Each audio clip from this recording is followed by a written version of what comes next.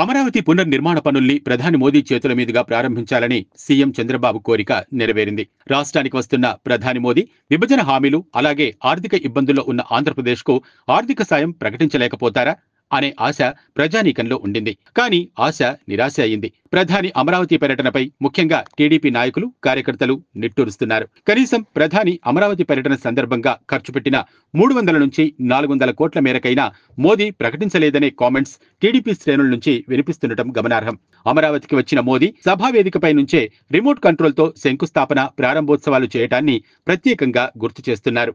ఈ మాత్రం దానికైతే ఢిల్లీ నుంచే చేయొచ్చు కదా అని ప్రశ్నిస్తున్నారు. అప్పుడు కనీసం 100 కోట్లు వృధా అయ్యేది కాదని చెబుతున్నారు.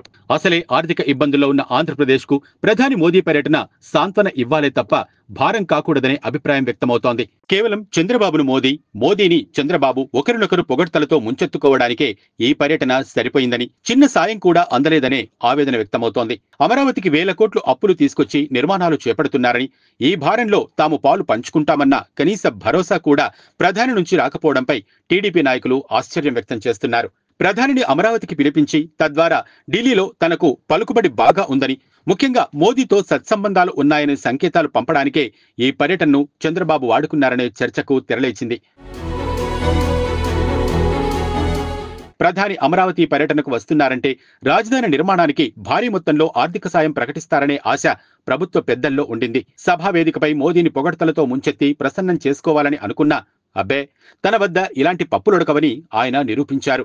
ప్రధాని మోదీ పర్యటన కోసం పెట్టిన 100 కోట్ల ఖర్చు ఏదో ఒక సాగునీటి ప్రాజెక్టుకు వినియోగించి ఉంటే కనీసం బీడు భూములకు సాగునీళ్లు అంది పంటలు పండించుకునేవాళ్లు.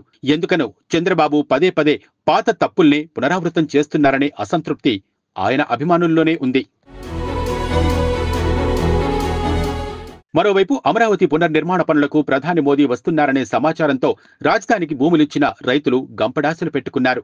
కానీ మోదీ వచ్చారు, వెళ్లారు, అంతే. ఒక్క మాటలో చెప్పాలంటే మోదీ అమరావతి పర్యటన కూటమి శ్రేణులు, అమరావతి రైతులకు తీవ్ర నిరాశనే మిగిల్చింది.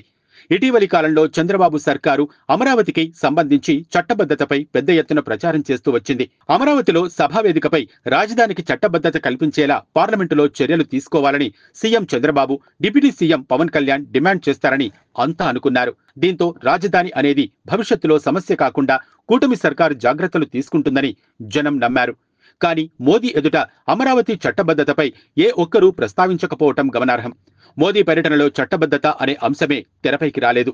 కేవలం అమరావతి రైతుల్ని, ఆ ప్రాంతంలోనే రాజధాని ఉండాలని ఆకాంక్షించే వాళ్లను సంతృప్తి పరచడానికే తమ మీడియా ద్వారా పెద్ద ఎత్తున ప్రచారం చేశారనే విమర్శ వెల్లువెత్తుతోంది. నిజంగా చంద్రబాబు సర్కార్కు చిత్తశుద్ధి ఉంటే అమరావతికి చట్టబద్ధతపై ప్రధానితో హామీ ఇప్పించి ఆ దిశగా చర్యలు తీసుకునేలా చేసి ఉంటే అభినందనలు అందుకునేవాళ్లు. కానీ ఆ పని చేయకపోవడంతో తీవ్ర నిరాశ, నిస్పృహలు మిగిల్చినట్లయింది.